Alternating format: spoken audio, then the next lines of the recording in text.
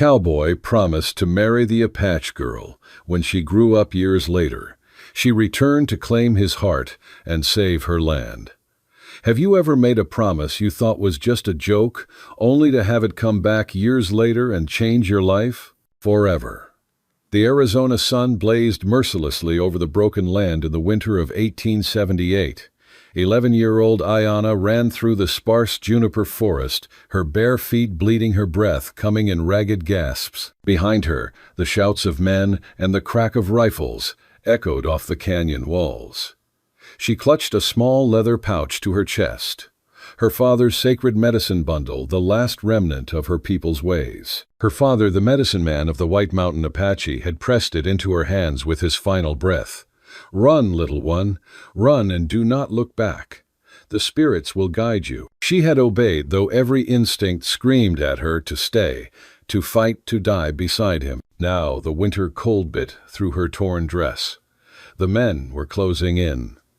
She could hear their horses, the jangle of spurs, the cruel laughter. They were men from the timber company sent to clear the Apache from land that held old-growth ponderosa pine trees worth more than human lives, apparently. Comment #5 if you loved this story, and subscribe to the channel so you'll never miss even better ones ahead.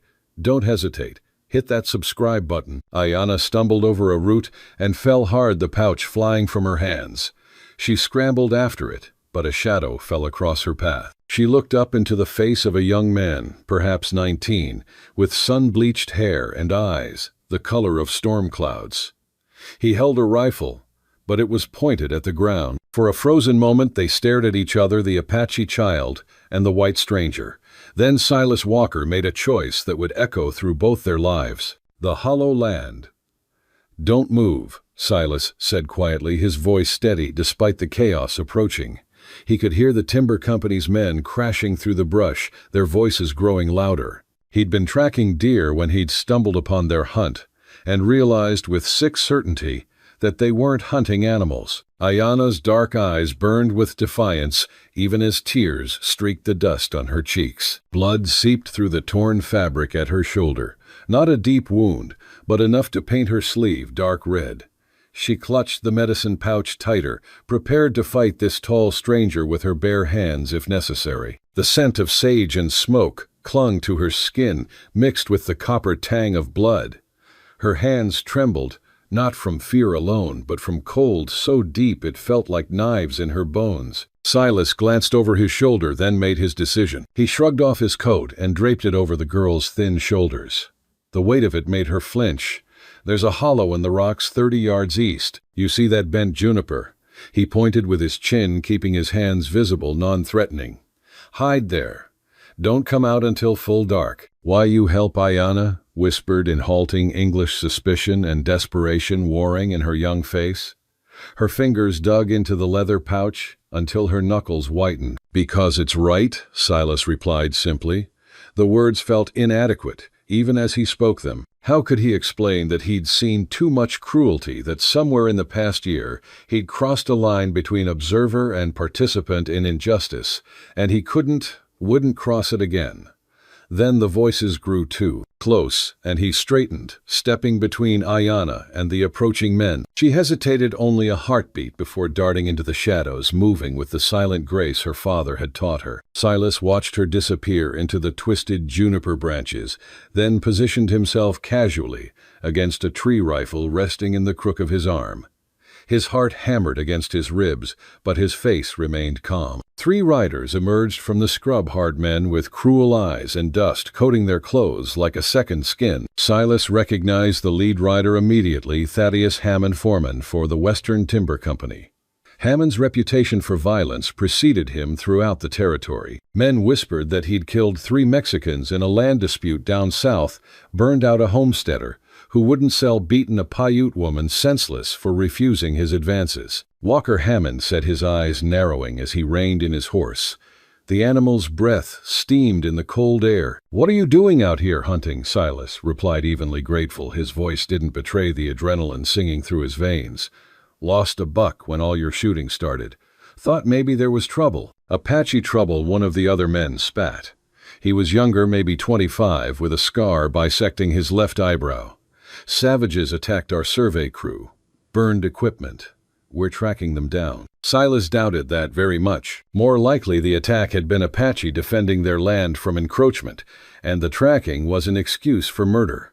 But he kept his expression neutral, his body language relaxed. Seen any come through here? Hammond studied him for a long moment, and Silas felt the weight of that scrutiny like a physical thing.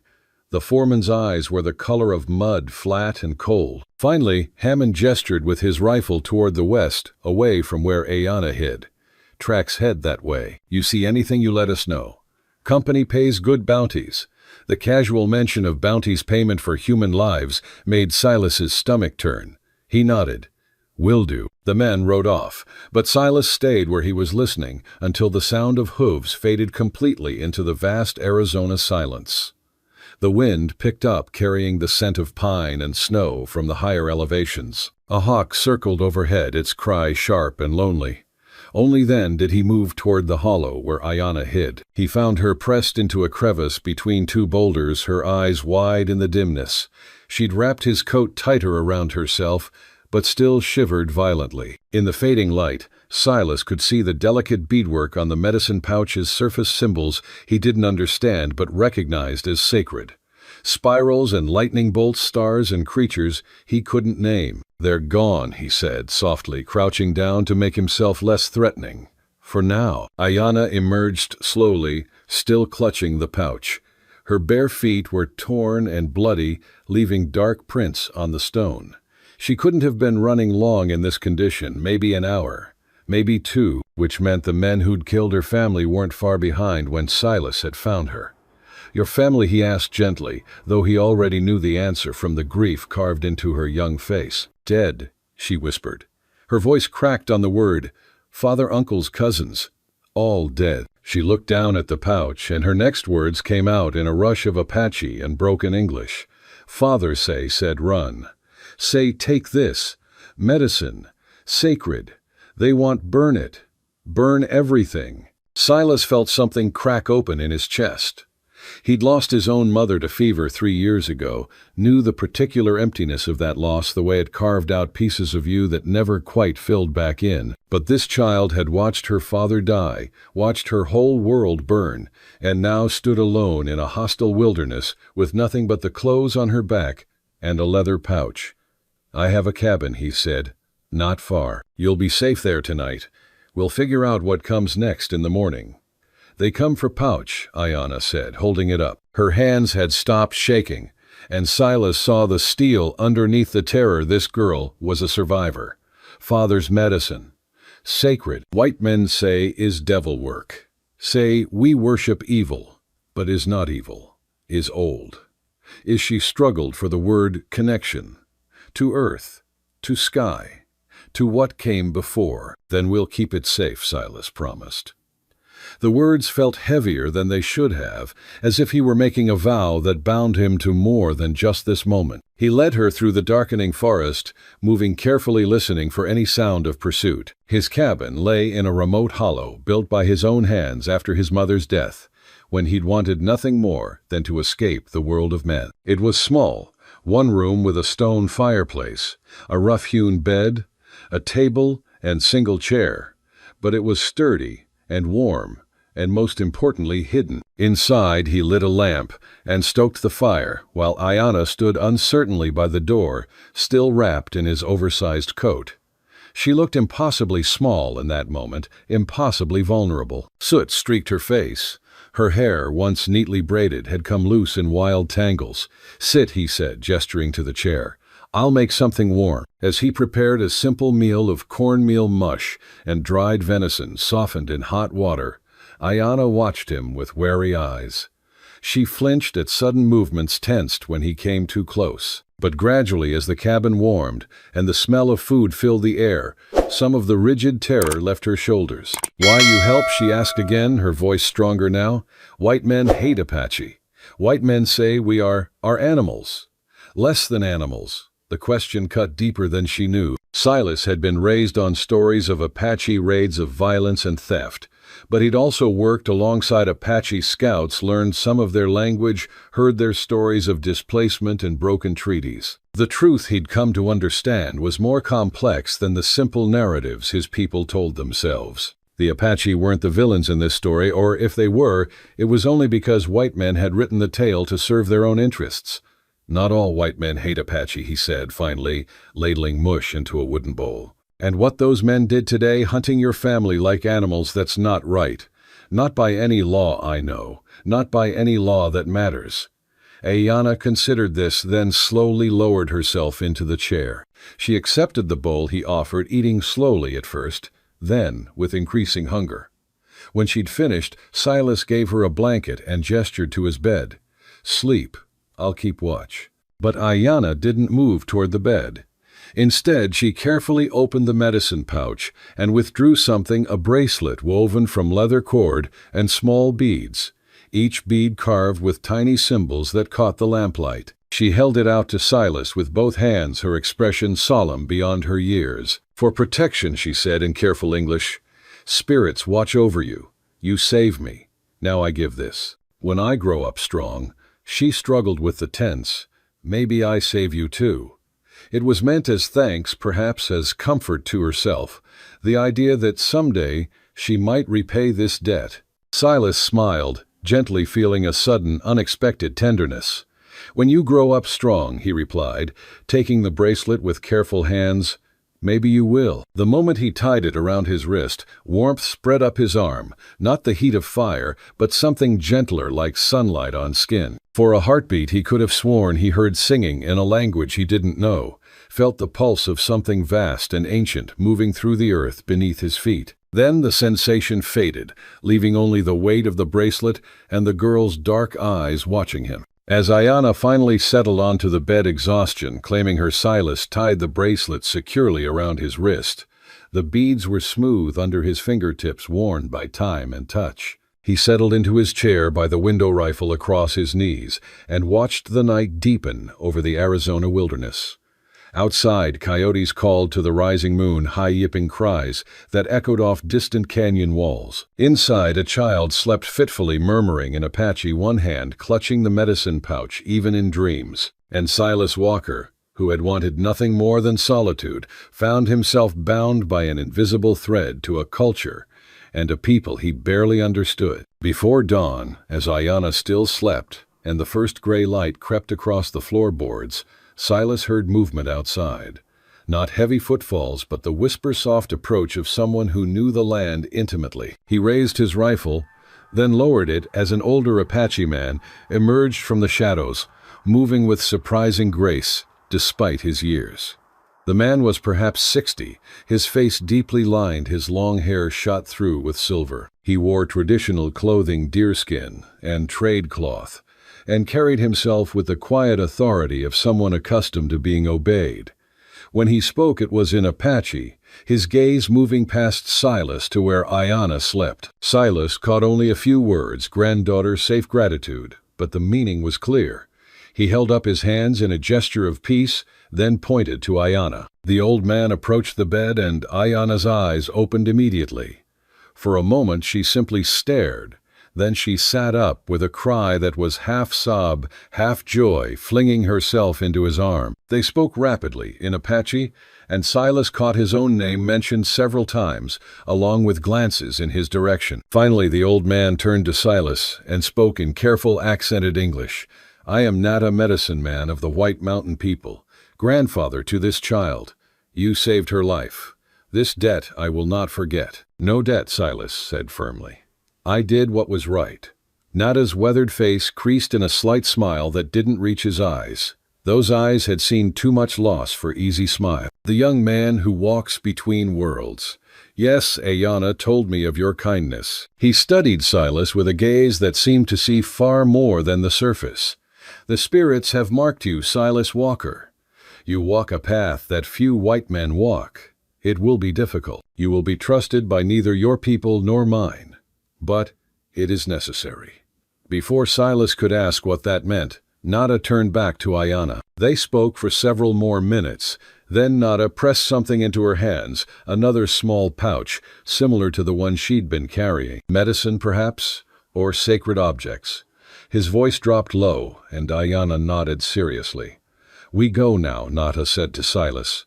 "To Sacred Valley, where your people cannot find us. Where we keep the old ways alive even as the world changes around us."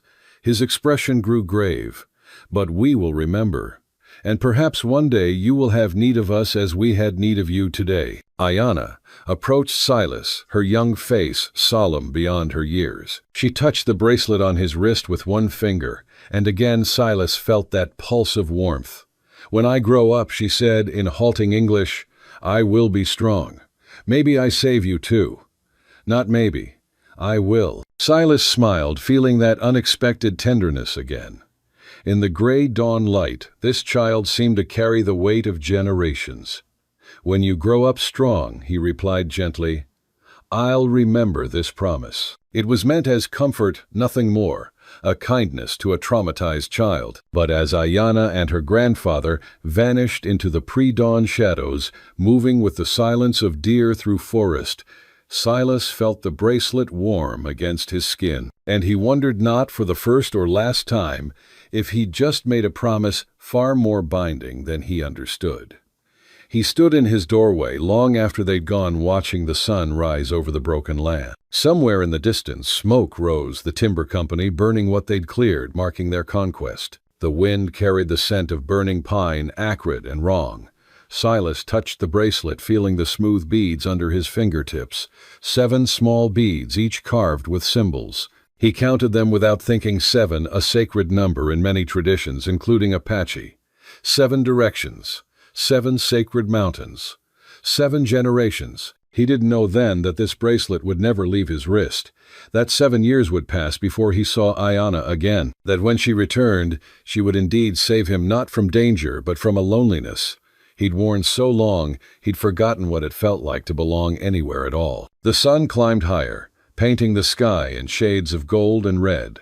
Silas went back inside, closed the door, and tried to return to his solitary life. But the bracelet remained warm against his skin, and he knew, though he couldn't have said how, that something fundamental had shifted, that his path had been altered in ways he wouldn't fully understand for years to come.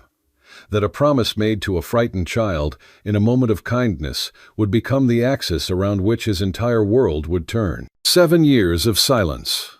Arizona Territory. Winter 1885. Silas Walker was 26 now, lean and weather-beaten, with lines around his eyes from squinting into the sun, and deeper lines around his mouth from years of not smiling. His small ranch outside Bitter Creek wasn't much. 40 acres of scrubland and a dozen head of cattle that required constant vigilance against drought predators and his own occasional incompetence. But it was his paid for with 7 years of hard work and careful living. He stood on his porch in the cold December dawn, coffee mug warming his hands, and watched the eastern sky lighten.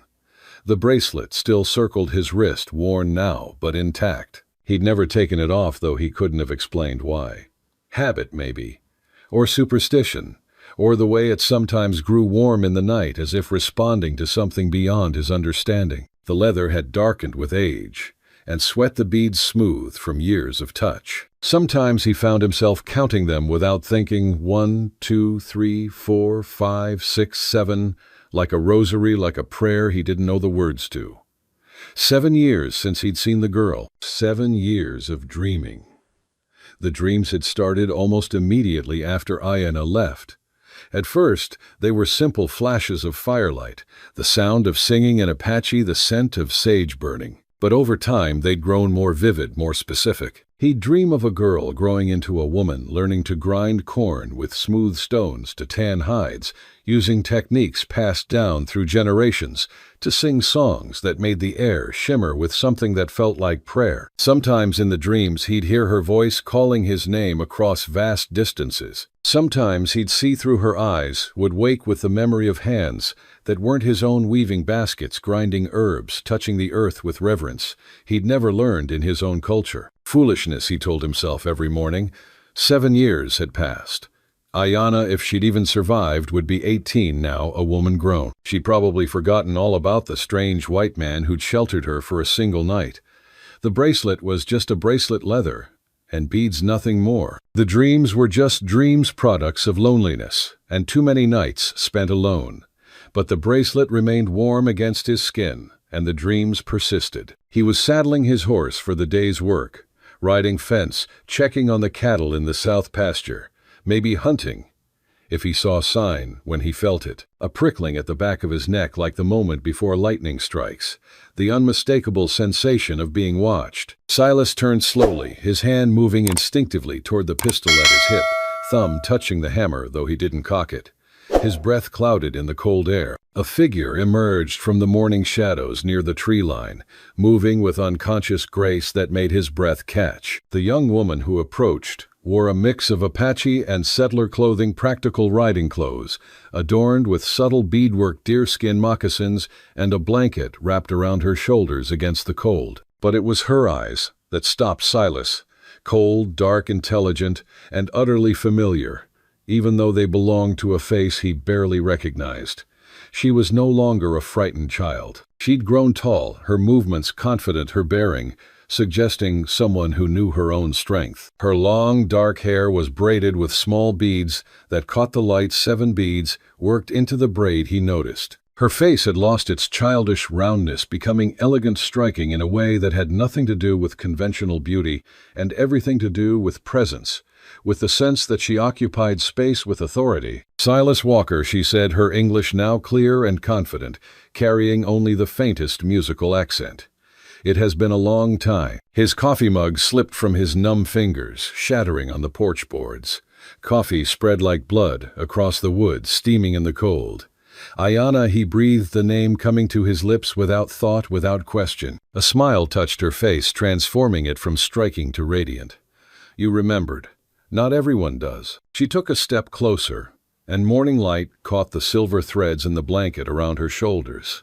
A pattern he didn't recognize, but felt was significant. Some white men, they help an Apache child, they forget the next day.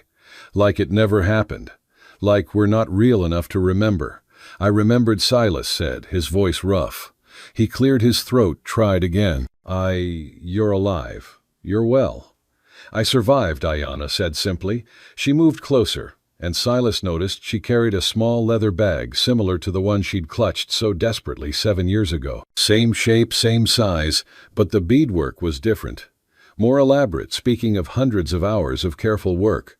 "My grandfather took me to Spirit Valley. There I learned the old ways, the medicine and songs of our people." Her expression grew more serious. "I learned many things, including that I owe you a debt." "You owe me nothing," Silas said quickly, finally finding his voice and his manners. "Please come inside. You must be cold. Have you traveled far?" 2 days' ride," Ayana replied, but she followed him into the cabin. Her gaze swept the interior, taking in the sparse furnishings, the neatness born of solitary living, the row of books on a makeshift shelf, law books mostly, and a few on surveying and land rights. "You live alone." It wasn't a question, but Silas answered anyway. "Yes." He busied himself making fresh coffee, grateful for something to do with his hands. The cabin felt smaller, with her in it, the air charged with something he couldn't name. 7 years is a long time to be alone.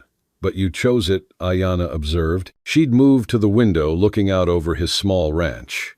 "You could live in town. Take a wife. But you stay here between the white world and the land that once belonged to my people." Why? The question cut too close to truths. Silas barely acknowledged to himself. "I don't fit in town," he said finally, handing her a tin cup of coffee. Their fingers brushed as she took it, and the bracelet on his wrist flared warm. Ayana's eyes dropped to it, and something like satisfaction crossed her face. "And the land doesn't belong to anyone. It just is." "Now you sound like an Apache," Ayana said with a slight smile. But the smile faded quickly. "My grandfather is dying. Before he joins the ancestors, he sent me to find you. He says," she paused, choosing words carefully, "he says, you are needed." Silas's chest tightened. The old medicine man who'd looked at him with such knowing eyes, who'd spoken of paths and spirits and debts that couldn't be measured in gold or goods. Needed for what to save Spirit Valley, Ayana said simply. She set down her coffee and reached into the leather bag, withdrawing papers, official-looking documents, with government seals and legal language. And perhaps, if the spirits are kind, to save my people. Over the next hour, as the sun climbed higher and the coffee grew cold, Ayana told him what had happened in the years since they'd parted. The Western Timber Company, now under new management, but no less rapacious, had been systematically acquiring Apache lands through legal manipulation and outright theft. They'd found allies in corrupt Indian agents and territorial officials, men who saw indigenous people as obstacles to profit rather than human beings with rights. The old Hammond was gone, died 3 years back of a heart attack. Some said, or poison, others whispered. But his son had taken over, and the son was smarter, more careful, more ruthless in his way. "They're cutting down the sacred groves," Ayana said, her voice tight with controlled fury. Her hands gripped her coffee cup so hard Silas thought it might shatter.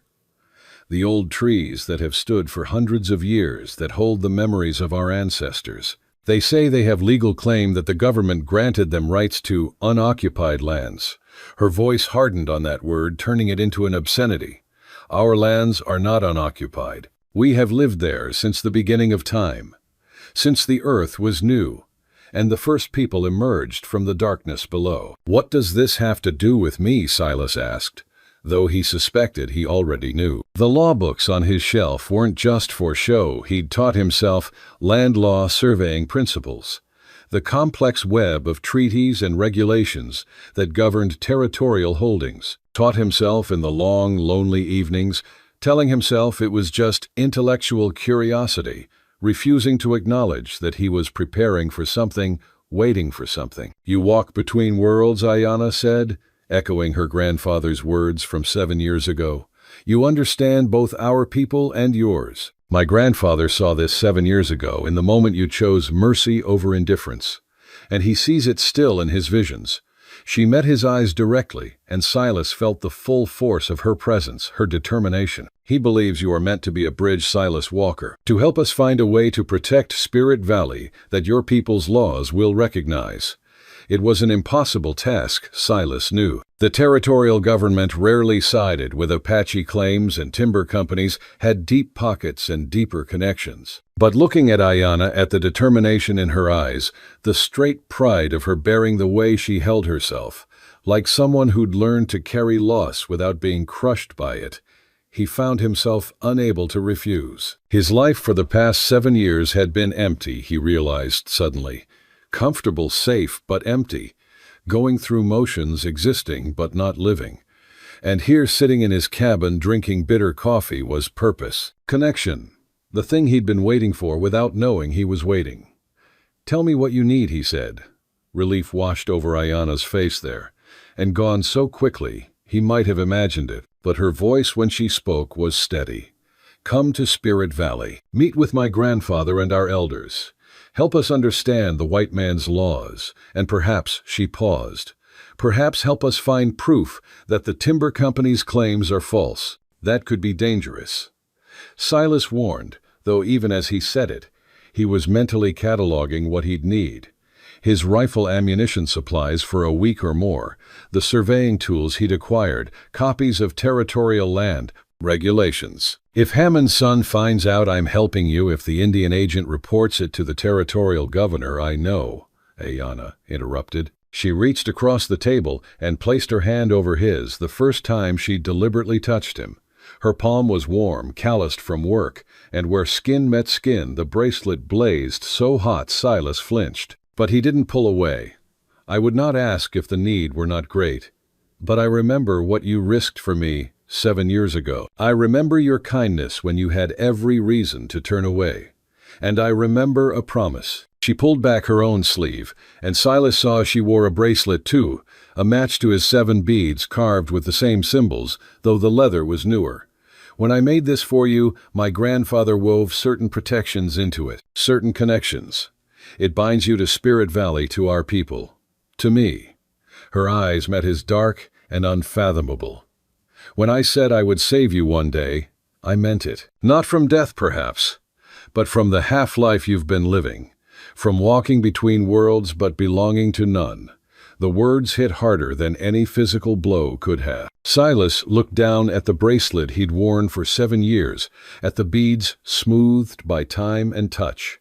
"I'll come," he said quietly, "but I can't promise I can help. The law is written by those with power, to keep themselves in power," Ayana finished. "I know. I've learned this in the years since I saw you, but laws can be challenged. Loopholes can be found. And sometimes, Silas Walker, the right person in the right place, can shift the balance just enough to change everything." They left at dusk, traveling by night to avoid notice. Ayana led the way with unerring confidence, navigating by stars and landmarks invisible to Silas's eyes. They spoke little during the journey, partly from caution, partly from the simple fact that some things didn't need words. The silence between them felt companionable rather than awkward comfortable, in a way Silas hadn't felt with another human being in years. He found himself watching her profile in the moonlight, trying to reconcile this capable young woman with the terrified child he'd sheltered. She'd grown into herself, with a quiet strength that commanded respect, not demanding it, not forcing it, but earning it through simple competence and unshakable certainty in her own worth. "You're staring," Ayana said, without turning her head, a hint of amusement in her voice. "Sorry," Silas muttered, feeling heat rise to his face.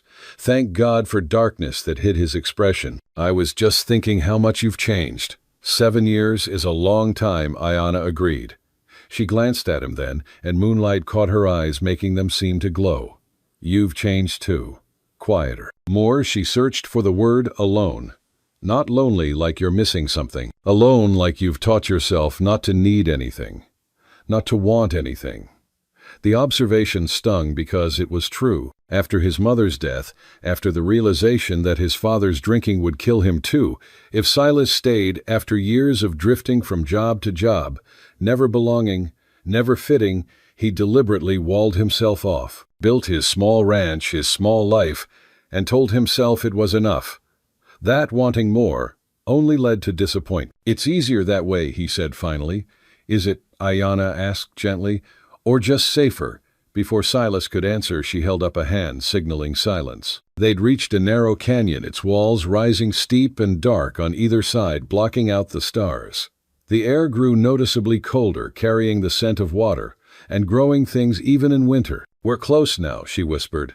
"But we must be careful. There are timber scouts in these hills watching for anyone who might interfere with their operations." They dismounted and led their horses through the canyon on footboots, crunching on gravel that sounded thunder loud in the enclosed space. The path twisted and climbed, growing narrower, until Silas had to turn sideways to squeeze through certain passages, his horse's flanks scraping rock. Just when he was beginning to wonder if they'd somehow gotten lost, if the canyon would simply close in until they were trapped, the walls fell away.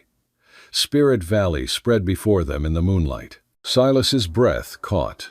It was a hidden bowl of meadow and forest, sheltered on all sides by towering cliffs that seemed to touch the sky. Even in winter, even in darkness, he could feel the peace of this place, the sense of sanctuary that had drawn the Apache here. A lake gleamed like polished silver in the valley's heart, its surface perfectly still, reflecting stars with crystalline clarity. Smoke rose from scattered dwellings, wickiups, mostly traditional dome-shaped structures, but also a few more permanent buildings. The scent of pinon smoke and cooking meat carried on the cold air, making Silas's stomach growl despite his nervousness. "Beautiful," he breathed. "It is the heart of our people," Ayana said softly, and he heard the love in her voice, the bone-deep connection to this place. "The last place where we can live, according to the old ways, where children can grow up hearing the language and learning the songs, where we remember who we are."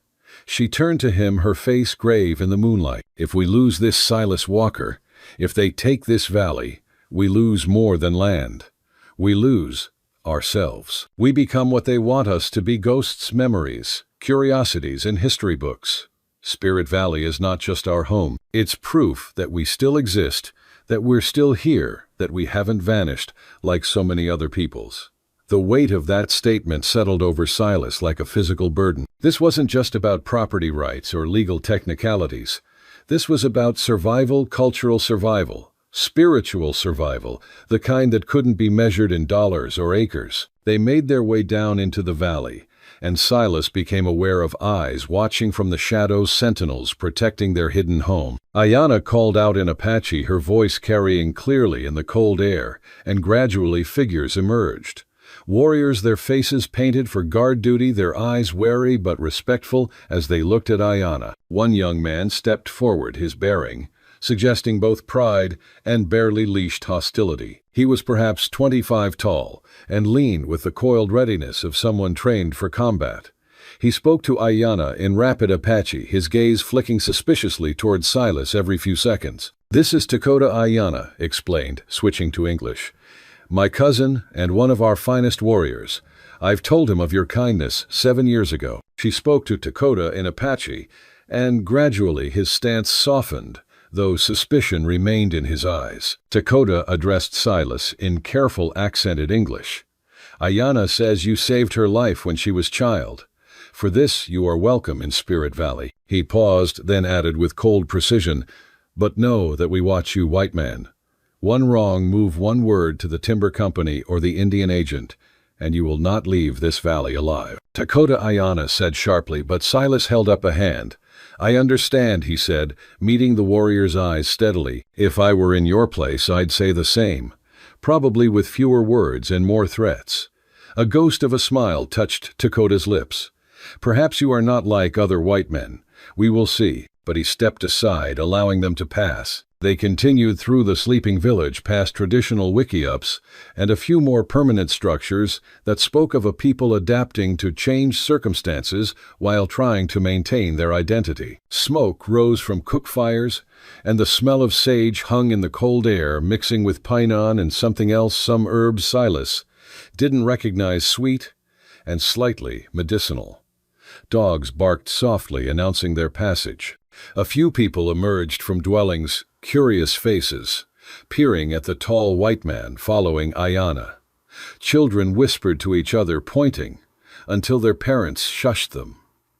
Finally, they reached a larger dwelling set slightly apart from the others, positioned to overlook the lake that gleamed like polished obsidian in the moonlight. Silas could see why this spot had been chosen. It commanded a view of the entire valley, while remaining sheltered, defensible. "The Spirit Lake," Ayana said softly, gesturing to the water.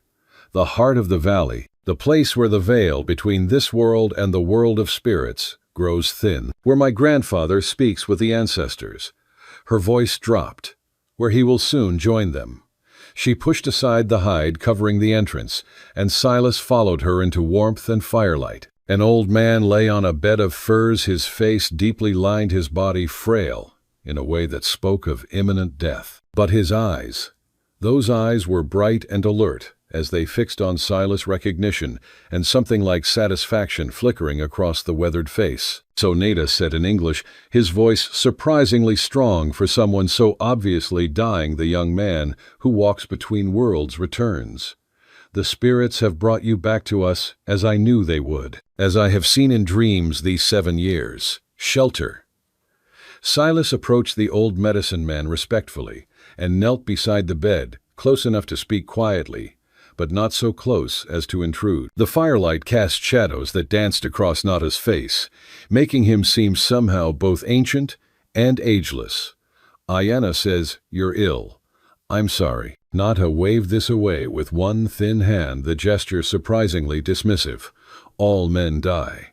The question is whether we die having completed our purpose, having walked the path the spirits set before us." His gaze intensified, and Silas felt as if those dark eyes could see straight through him, past the walls he'd built, past the careful control, down to the lonely truth at his core.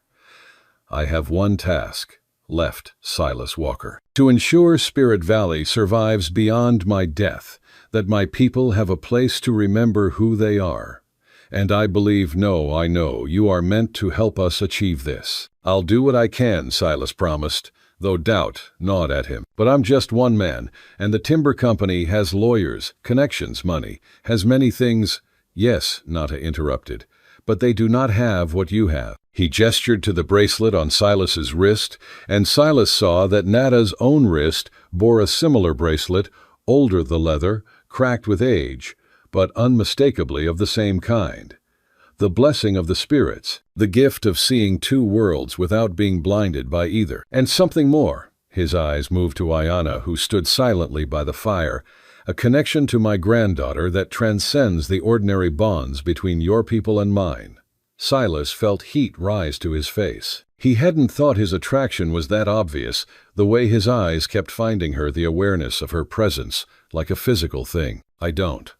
The spirits work in mysterious ways.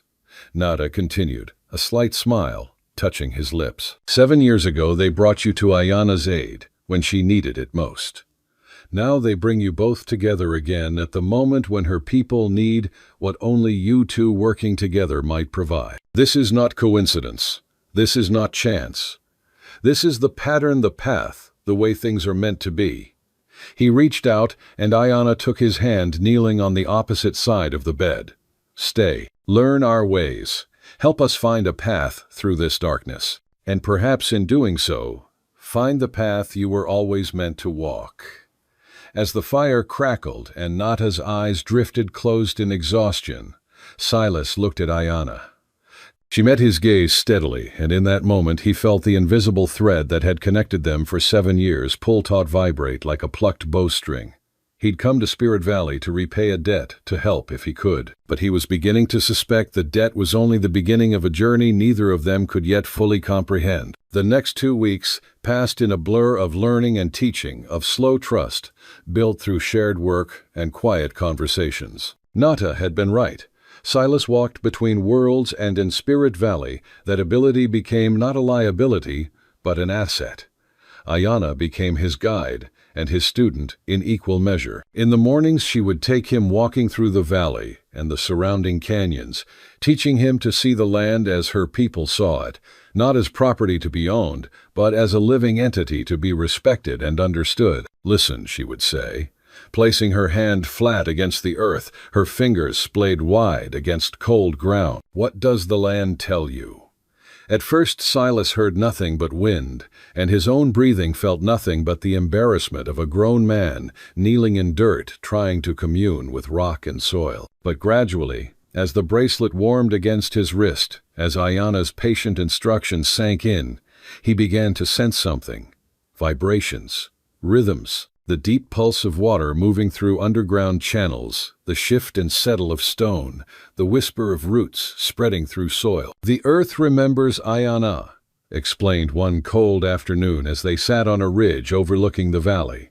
Every footstep, every drop of rain, every life that has passed across it, the earth holds these memories. If you quiet your mind, if you stop trying to control and categorize and own, you can hear them, feel them. She taught him words in Apache, not just the names of things, but the concepts behind them, the worldview that shaped her people's relationship with everything around them. There was no word for wilderness in Apache, she explained, because how could something be wild if you lived in harmony with it? No word for taming the land, because the land wasn't an enemy to be conquered. Your people think of themselves as separate from nature, she said. Above it, outside, it meant to control it. But we are part of it, made from the same earth, breathing the same air, drinking the same water. When the land suffers, we suffer. When we honor the land, it sustains us. In return, Silas taught her what he knew of the legal system that threatened her people. He explained property rights, as the white man understood them, the concept of deeds and surveys and legal claims that turned living land into abstract lines on paper. They would sit in his temporary shelter, a small wickiup the villagers had built for him, and go over documents by lamplight. Ayana learned quickly, her intelligence cutting through legal obfuscation to the core of each issue. So the white man believes land can be owned, she said one evening, her finger tracing the survey map spread between them, like a horse or a tool. Yes, Silas confirmed. But who gave him the right to claim it? Ayana challenged, her eyes meeting his with an intensity that made his breath catch. The land was here before any man, white or Apache. It will be here after we're all dust and memory. How can something so ancient, so enduring, belong to creatures as temporary as us? It was a question Silas had no good answer for. The longer he spent in Spirit Valley, the more his own culture's assumptions seemed arbitrary, even absurd. Ownership, property. The idea that you could draw lines on a map and claim dominion over mountain and river and ancient forest, it all began to feel like an elaborate fiction, a shared delusion that worked only because everyone agreed to believe in it. But it was a fiction with real power, backed by guns and law and the weight of government. And that meant they had to engage with it, challenge it, on its own terms. One afternoon, as they worked together to repair a fence near the valley's eastern edge, keeping cattle in, keeping casual intruders out, Ayanna paused in her work and looked at him. "You're different than you were 2 weeks ago," she observed, wiping sweat from her forehead, despite the winter cold. "Physical labor warmed you quickly." "How so?" "Quieter." More, she searched for the word, present. "You listen now not just with your ears but with everything. You don't fill silence with noise. You don't need to be doing something every moment." Silas realized she was right. The constant mental chatter that had plagued him for years, the worries, the second-guessing, the sense of never quite fitting anywhere, had quieted in this hidden valley. He felt more himself here than he had in years. More whole, as if pieces of him that had been scattered were slowly gathering back together. "This place changes people," he said, hammering in another fence post. "Or maybe it just shows people who they really are when all the noise and distraction falls away. Or reveals what they could become," Ayanna suggested. She was close enough that he could see the fine beadwork on her dress, smell the sage she'd rubbed into her hair that morning. A practice, she'd explained, that kept the hair healthy and honored the plant's protected properties. The valley has a way of stripping away what doesn't belong, leaving only what's essential. Their eyes met and held. Silas felt the pull of that invisible thread again, stronger, now insistent. It would be so easy to close the distance between them, to let this attraction that had been building for 2 weeks finally find expression. She was beautiful. Yes. But more than that, she was strong, intelligent, deeply connected to something larger than herself. She moved through the world with a purpose and grace he'd never encountered before. But a shout from the valley below shattered the moment like a rock through glass. Dakota was running toward them, his face tight with urgency, one hand on the rifle slung across his back. "Scouts," he called in English for Silas's benefit, his voice carrying in the cold air. "Timber company men surveying the eastern ridge. They're getting too close. Another week, maybe 2, and they'll find the canyon entrance." Nata called a council that evening. The valley's elders gathered in the largest wickiup, their weathered faces grave in the firelight. Silas sat slightly apart from the circle, conscious of being an outsider, but Ayanna gestured for him to move closer. "You are part of this now," she said quietly, her voice pitched for his ears alone. "Your voice matters. Your knowledge matters." The elders debated in Apache, their words flowing too fast for Silas to follow more than fragments. But the tension was unmistakable, palpable in the rigid shoulders, the sharp gestures, the voices that occasionally rose in anger or frustration. Some voices clearly argued for confrontation, others for retreat deeper into the wilderness. A few glanced at Silas with expressions ranging from curiosity to outright suspicion. Why trust a white man, any white man, with their survival? Finally, Nata raised his hand for silence. The gesture was small, but the authority behind it was absolute. The room fell quiet immediately. "The timber company grows bolder," he said, speaking first in Apache, then switching to English for Silas's benefit. But also Silas suspected to force the elders to hear their crisis, described in the language of those who threatened to them. "Their surveyors map our lands. Their lawyers file false claims with corrupt officials. Soon they will bring men with axes and guns, and they will cut our sacred groves as if they were cutting mere timber, as if ancient trees that have stood since before the white man came to this land were nothing more than lumber to be sold." He looked directly at Silas. "You know their ways. You understand their laws and their lies. How do we fight an enemy that uses paper as a weapon, that kills with documents and bribes instead of honest bullets? Silas took a deep breath, aware that every eye in the room was on him, judging not just his words, but his right to speak them. With paper of our own, he said carefully, if we can prove the timber company's claims are fraudulent, that they've bribed officials, falsified documents, used corrupt surveys, we might be able to challenge them in territorial court. Get their claims invalidated. Buy time to establish legal protections for the valley. And if we cannot prove this, an older warrior asked in heavily accented English, his scarred face skeptical, if their lies are too well crafted, if the officials are too deeply paid, then we make it too expensive for them to continue, Silas said. Delay their surveys, complicate their logistics, create enough obstacles that Spirit Valley becomes more trouble than it's worth. Meanwhile, we build political support, get newspapers to cover the story, appeal to sympathetic clergy and reformers back east, create public pressure that makes the territorial government think twice about siding with the company. Sabotage, another elder said, approvingly nodding. This I understand. We have fought this way before. But Nada shook his head, his expression grave. Violence will only bring soldiers. We've learned this lesson before, learned it in blood and loss. They will use any excuse to label us hostile, to justify removal, or worse. We must be smarter than that, more patient. He studied Silas with those penetrating eyes. Can you truly find proof of their corruption, evidence strong enough to stand in their courts? I can try, Silas said. The company's main office is in Prescott. If I can get inside, access their files. He trailed off, realizing the magnitude of what he was suggesting. Breaking into a timber company office, stealing documents, risking arrest or worse. It's too dangerous, Ayanna said immediately, her voice sharp with concern. Hammond's son knows your face. You worked for his father before you quit. If you're caught, then I'll be careful. Silas interrupted, turning to meet her eyes. You asked me to be a bridge between worlds. This is what that means, taking risks that people from either side alone cannot take. Using my access to their world, my understanding of their systems to protect yours.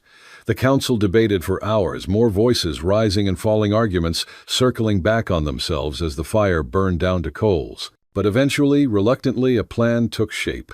Silas would travel to Prescott under the guise of looking for ranch work, a plausible cover, as the winter had been hard, and many small ranchers were hiring on temporary help. While there, he'd attempt to infiltrate the timber company's offices and find documentary evidence of their illegal land claims. Letters, surveys, bribes, paid anything that could be used in court. It was dangerous, perhaps even foolhardy. If caught, he'd face charges of breaking and entering, theft, possibly conspiracy. The timber company had enough influence to ensure he'd hang, or at minimum spend years in territorial prison. But it was also the best chance they had. As the council dispersed and people drifted back to their dwellings, Ayanna caught Silas's arm. Her grip was strong, urgent. Walk with me, she said. They made their way to the Spirit Lake in silence, their breath clouding in the frigid air. The water glowed faintly in the starlight, perfectly still, a mirror for the vast Arizona sky. Silas remembered what Ayanna had told him, that this place was sacred, a threshold between the visible world and the realm of spirits where prayers rose more easily, and the dead drew close to offer guidance. I should thank you, Ayanna said finally, her voice barely above a whisper, for risking so much, for believing us when you could easily side with your own people. You thanked me 7 years ago, Silas replied, touching the bracelet on his wrist. With this, I've worn it every day since. Never taken it off, not once. He met her eyes. I've never understood why it feels warm sometimes. Why I dream of this place even when I'm far away. Why I hear singing in a language I don't speak. Ayanna's expression grew distant, thoughtful. My grandfather made it, she said. Wove into it certain protections, certain connections. It links you to Spirit Valley, to our people. She paused, then added softly, to me. How is that possible? Because he's a medicine man. Because he sees things others cannot, walks paths between worlds that most people don't even know exist. She hesitated, then reached out and touched the bracelet, her fingers brushing Silas's wrist where pulse met leather. The contact sent a jolt through him like lightning, and suddenly he was seeing flashes of memory, not his own. A younger Ayanna, learning to grind corn with patient hands to tan hides, using techniques passed down through generations, to sing the old songs that made the air shimmer. Nata teaching her the sacred ways, telling her of the white man who would return one day, who was bound to her by invisible threads of fate and choice. Her growing up with the certain knowledge that, somewhere beyond the valley, someone was connected to her, in ways she barely understood, but trusted completely. Silas gasped and pulled back, breaking the contact. His heart hammered against his ribs. What was that?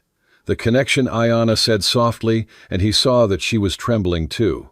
It works both ways. When you wear the bracelet, sometimes I feel your emotions, your dreams, the loneliness that's been with you so long, you don't even recognize it anymore.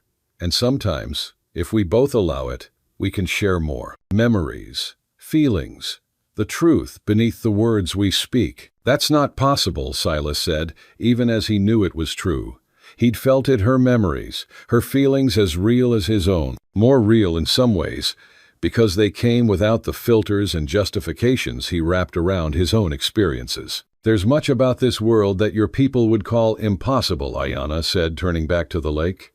Stars reflected in its surface, thousands of points of light suspended in darkness. But that doesn't make it less real, less true. She wrapped her arms around herself against the cold.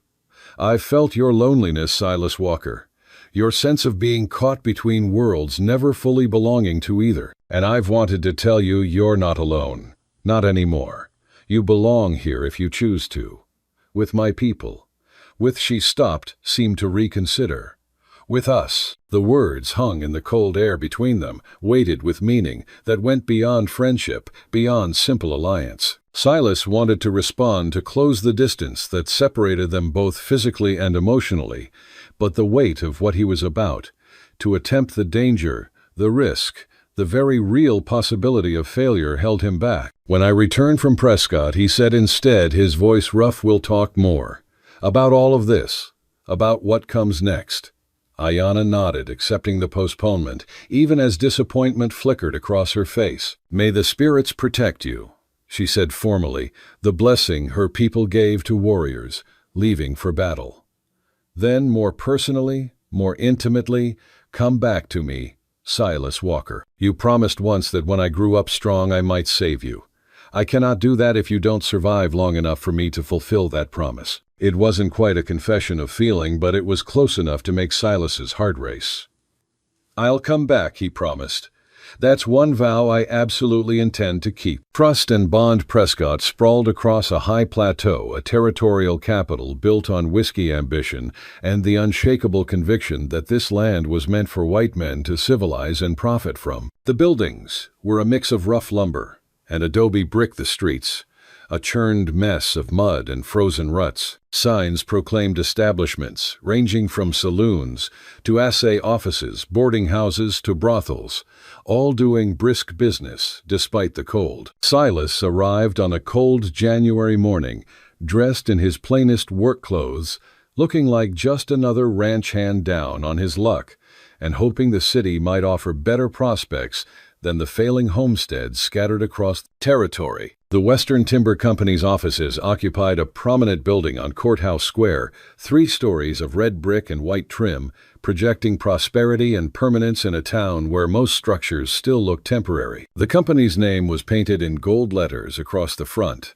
Western Timber Company, Hammond and Son, established 1872. Silas studied it from a saloon across the street, nursing a beer he didn't want, and listening to the conversations flowing around him like water around stone. Hammond's boys are hiring one man, said, his words slightly slurred, even though it wasn't yet noon.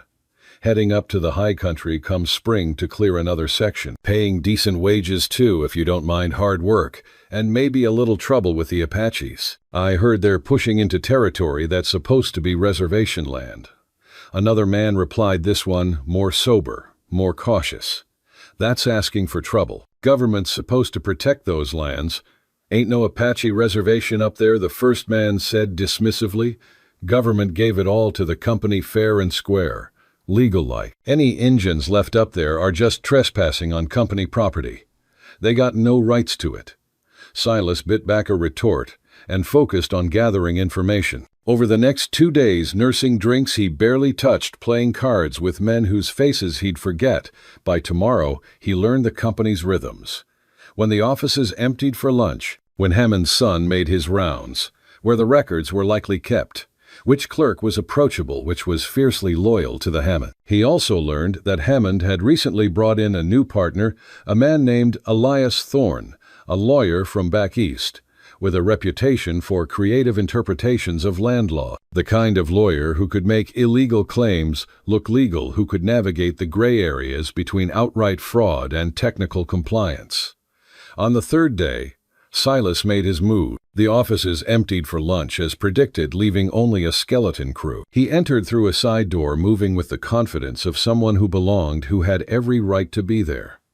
A young clerk glanced up from his desk, his face fresh and unlined, probably not more than 18. "Help you looking for Mr. Thorne," Silas said easily, his voice calm. "I have information about potential timber leases up near the White Mountains. Mr. Hammond said I should talk to his partner about the legal details. Mr. Thorne's at lunch. You can wait in the aisle, just leave a note in his office." Silas interrupted, already moving past the clerk, with the easy assumption of someone used to being obeyed. "Which one is it?" "Second floor." "But you can't just—" Silas was already climbing the stairs, taking them 2 at a time, but not rushing, not drawing attention. Behind him he heard the clerk dithering, uncertain whether to follow or return to his work. By the time the young man decided, Silas was already at the top of the stairs and out of sight. He found Thorne's office easily. The name was painted on the frosted glass in gold leaf: Elias Thorne, Esquire, Land Council. The door was locked, but Silas had learned a few tricks during his years of solitary living, including how to pick simple locks. A thin piece of metal from his pocket, carefully applied, and the lock clicked open with a sound that seemed loud as a gunshot in the quiet hallway. Inside the office was orderly, almost to the point of obsession. Mahogany desk polished to a mirror-shine, leather chairs, positioned with geometric precision, walls lined with law books, arranged by size and subject. Filing cabinets stood against one wall, each drawer labeled in precise handwriting. Silas went straight for the cabinets, fingers flying through folders: land deeds, survey reports, correspondence with government officials, purchase agreements, the mundane paperwork of legal theft, dressed up in official language and stamped with government seals. Then, in a folder marked Apache Territories, confidential, he found it. Letters between Thorne and a corrupt Indian agent named Parsons. Correspondence detailing payments made in exchange for favorable survey reports that classified Apache lands as abandoned and therefore available for claim. Falsified documents claiming that certain areas, including Spirit Valley, though it wasn't named as such, had been inspected and found unoccupied. Even a memo written in Thorne's own hand, suggesting that difficulties with stubborn Apache families might need to be resolved through strategic application of force. It was everything they needed. Proof of conspiracy, fraud, bribery. Evidence that would blow the company's claims apart if presented to an honest judge, assuming they could find an honest judge in a territorial system shot through with corruption. Silas pulled out the most damning documents, folding them carefully into his coat. His hands trembled slightly as he did so, adrenaline and fear mixing into a cocktail that made his vision sharper, his hearing more acute. He was about to close the cabinet when he heard footsteps in the hall.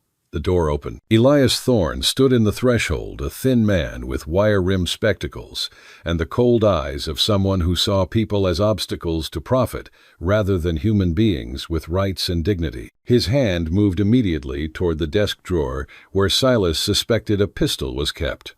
"Can I help you?" Thorne asked mildly, though his voice carried the undertone of a threat. His other hand remained on the door handle, ready to slam it shut, to call for help, to do whatever was necessary. "Just leaving," Silas said, edging toward the door with his hands visible, non-threatening. Every instinct screamed at him to run, to bolt, but that would only confirm guilt. I don't think so. Thorne's hand emerged from the drawer with a small derringer, the kind of gun that fit in a palm, but could kill at close range. You're the one, aren't you, Walker? Hammond mentioned you said you'd help some Apache girl years back quit the company over it. Thought you might cause trouble eventually. Looks like he was right. Silas assessed his options rapidly. The window was too far 3 stories up anyway. The derringer was close enough to be deadly. He needed to talk his way out to bluff, I don't know what you're talking about, he said, evenly holding Thorne's gaze. I'm just looking for work. Someone downstairs said, don't insult my intelligence. Thorne gestured with the gun toward the desk. Empty your pockets. Slowly. Silas complied, placing the documents on the desk one by one. Thorne glanced at them, and his expression hardened from mere coldness into something approaching genuine anger. You've just made a serious mistake, Mr. Walker. Breaking and entering theft of company property consorting with hostile Indians. He shook his head, and Silas saw a flash of something like satisfaction in those cold eyes. I believe that's enough to see you hanged. Territorial courts don't look kindly on Apache lovers and thieves. Or it's enough to see you ruined, Silas countered, playing his only card. Those documents prove you've been bribing federal officials, falsifying land claims, using corrupt surveys to steal land from its rightful inhabitants. The territorial governor might be interested in that. So might newspapers back east that are always looking for stories about Western corruption. For a moment, genuine fear flickered across Thorne's face. Then it hardened into calculation, the look of a man deciding that murder might be preferable to exposure. Who would believe an Apache lover against a respected attorney? Thorne said softly, raising the derringer slightly. You have no proof you didn't forge these yourself, and I think the story will be that I caught an intruder breaking into my office. Shot him in self-defense. Tragic, but completely justified under territorial law. The derringer's barrel looked impossibly large from this angle, a black hole that could swallow his entire future. Silas tensed, preparing to dive for the desk, knowing he'd probably be too slow, but unable to simply stand there, and the door burst open. A young woman stood in the threshold, her presence so unexpected that both men froze. She was perhaps 20, with auburn hair pinned up in the latest fashion and wearing an expensive dress that marked her as quality as someone with money and status. But it was her expression, fierce and determined, intelligent eyes taking in the scene with rapid assessment, that commanded attention.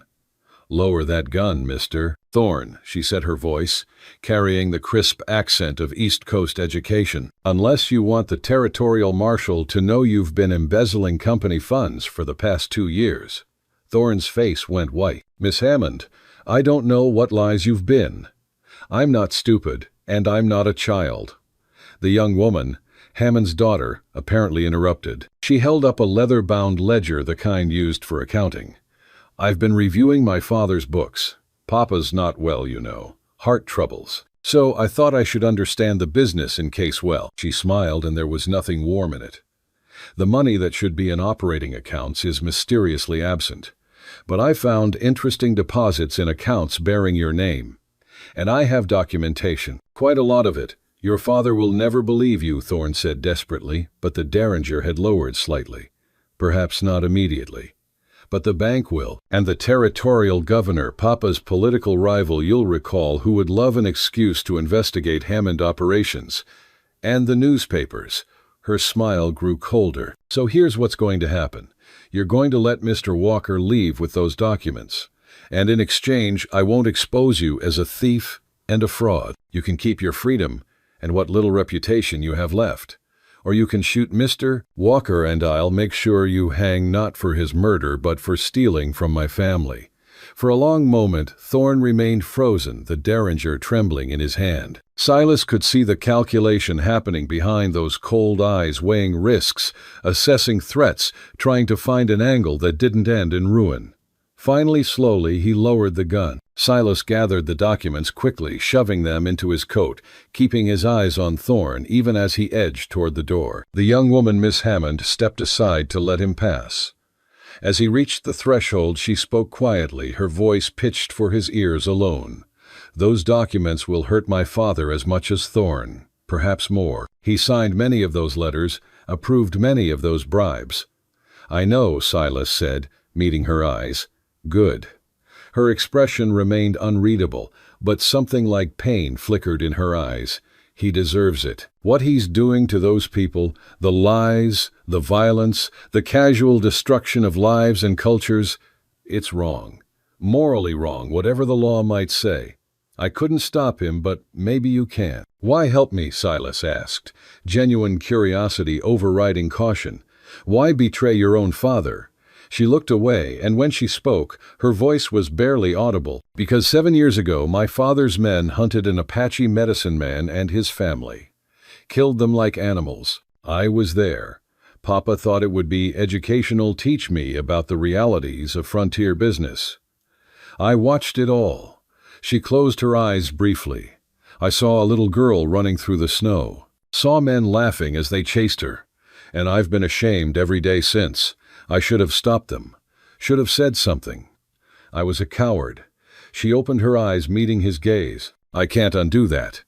But maybe I can stop it from happening again. Before Silas could respond, before he could tell her that the girl had survived, that she was safe, she turned and walked away, back straight every inch, the proper Eastern lady. The door closed behind her, leaving Silas alone in the hallway with stolen documents and the realization that allies could come from the most unexpected places. He left Prescott within the hour, not even stopping to collect his horse from the livery. He bought a new mount, with money he couldn't really afford, and rode out of town at a controlled pace that suggested a man with legitimate business, not someone fleeing with evidence of corporate fraud. Only when the town had disappeared behind him did he let the tension drain from his shoulders, did he allow himself to believe he'd actually pulled it off. He rode through the night, and the following day, pushing himself and the horse hard stopping, only to rest the animal and grab a few hours of sleep in whatever shelter he could find. The documents stayed pressed against his chest under his shirt,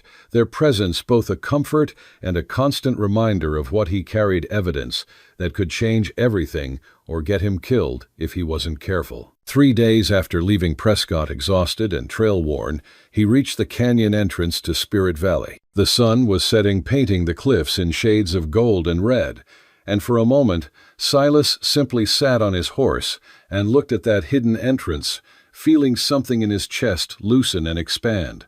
Home part of him whispered, "Your home," which was absurd, because this wasn't his home. He'd only been here a few weeks. He was an outsider, helping out of duty and maybe attraction, but certainly not because Ayanna appeared at the canyon mouth as if conjured by his thoughts. She stood silhouetted against the sunset, and even from a distance Silas could see the tension in her shoulders, the way she held herself, like someone who'd been waiting, watching, hoping. When she saw him, when she recognized horse and rider, her whole body seemed to sag with relief. "You came back," she said, as he dismounted, her voice barely above a whisper. "I promised," Silas replied. She crossed the distance between them in 3 strides and pulled him into an embrace that drove the breath from his lungs. Her arms wrapped around him fiercely, desperately, and Silas felt her trembling. Or maybe that was him. Maybe they were both shaking with relief and reaction, and the simple fact of being alive and together again. The bracelet on his wrist blazed hot, and through it, Silas felt her emotions as if they were his own. The fear she'd carried for 3 days, the certainty that something had gone wrong.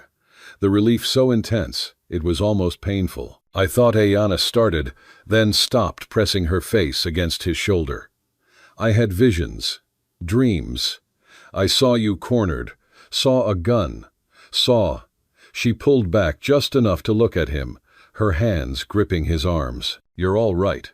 You're not hurt." "I'm fine." Silas assured her, though his legs felt weak, now that the adrenaline was fading, now that safety was real, and not just a desperate hope. "It was close, but I got the documents. Everything we need. Show me later," Ayanna said. "First you need rest. Food. You look like you haven't slept in days." "Haven't," Silas admitted. Didn't want to stop. Wanted to get back to make sure these documents made it safely to. He stopped, realizing what he'd been about to say. "To see you, to make sure you were all right. to be here with you where I belong. But Ayana heard it anyway, or felt it through the connection between them. Her expression softened, and she reached up to touch his face with gentle fingers.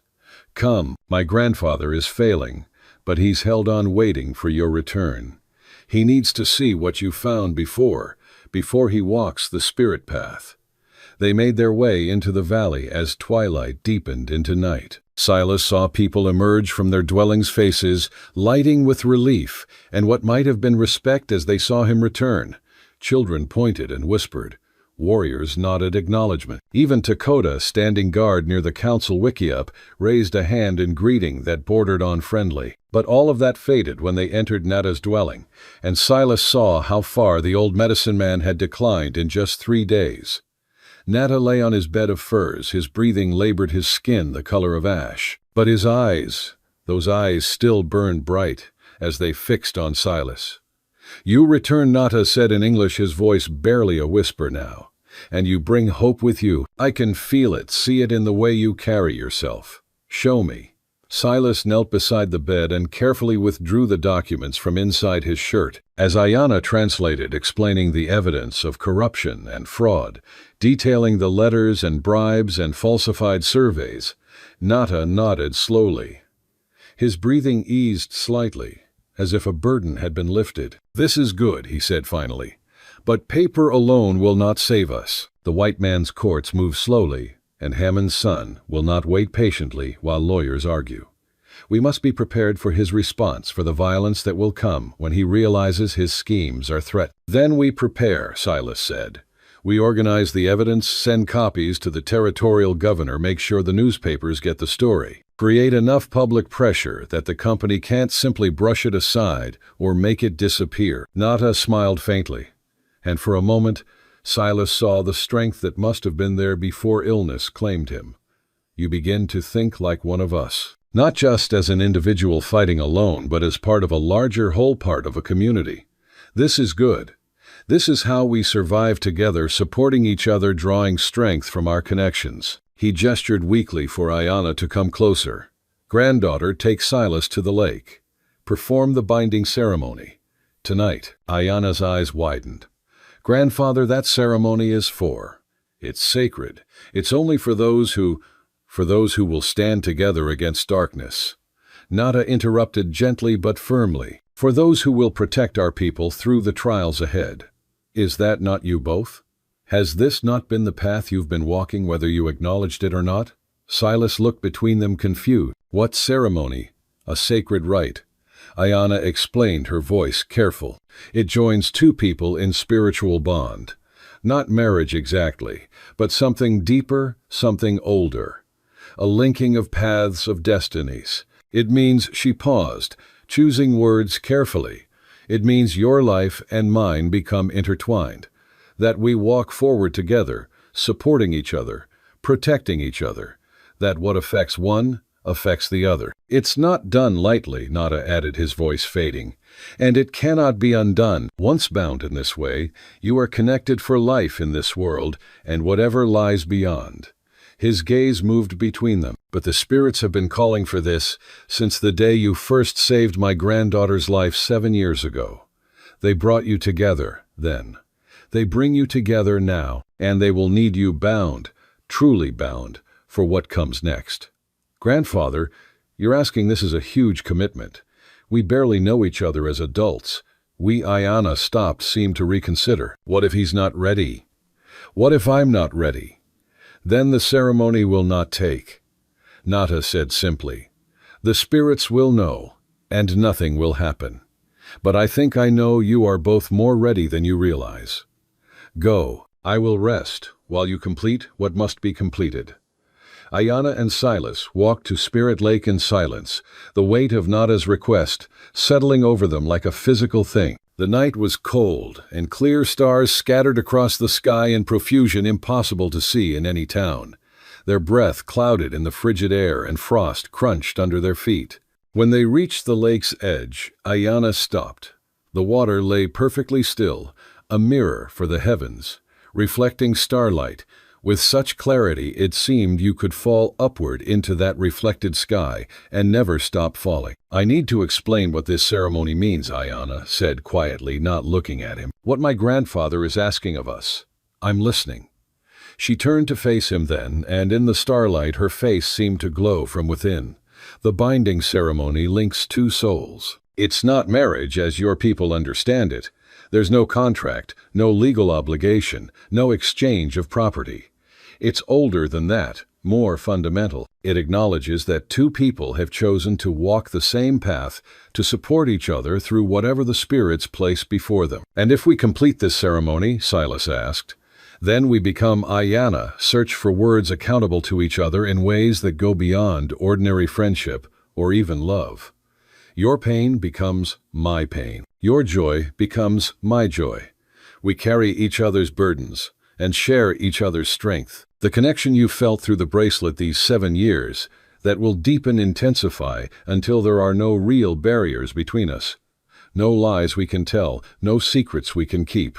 Complete honesty, complete trust, complete vulnerability."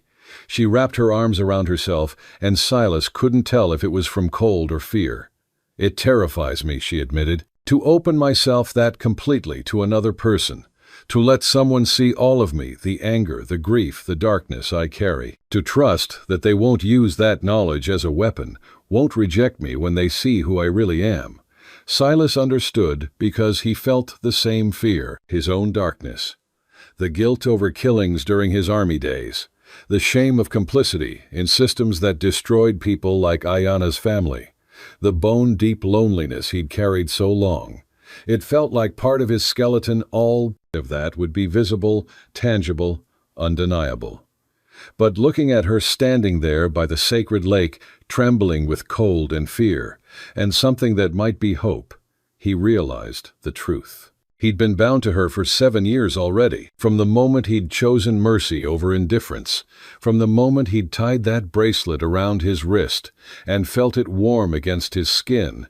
They'd been walking toward this moment. The ceremony wouldn't create something new. It would acknowledge what already existed, give it form and power and intention. "I'm afraid too," he said honestly. "I've spent years building walls, teaching myself not to need anyone, not to want anything beyond my small, safe life. What you're describing, it means tearing down every wall, every defense. It means trusting you with parts of myself I barely acknowledge exist." "Then we're both terrified," Ayana said with a slight smile that didn't quite reach her eyes. "That seems like a solid foundation for a spiritual bond, doesn't it?" Despite everything, the danger, the fear, the sheer magnitude of what they were considering, Silas laughed. The sound echoed across the still water, and somewhere in the darkness, an owl called in response. "Your grandfather said, 'The ceremony won't take if we're not ready,'" Silas pointed out. "Maybe we should trust the spirits to know better than we do whether this is right." Ayana studied him for a long moment, then nodded slowly. "All right. Yes.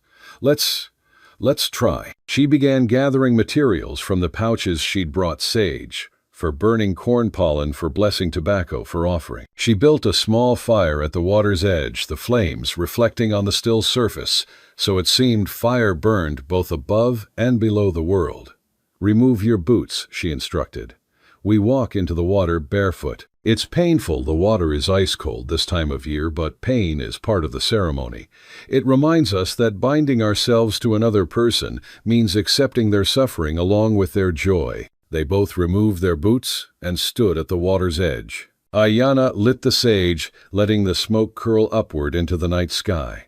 She began to sing in Apache, her voice clear and strong despite the trembling in her hands. The melody was ancient, predating the arrival of white men by centuries, perhaps millennia. It spoke of connection, of belonging, of two paths becoming one. She took Silas's hand, and the bracelet on his wrist flared so hot he gasped.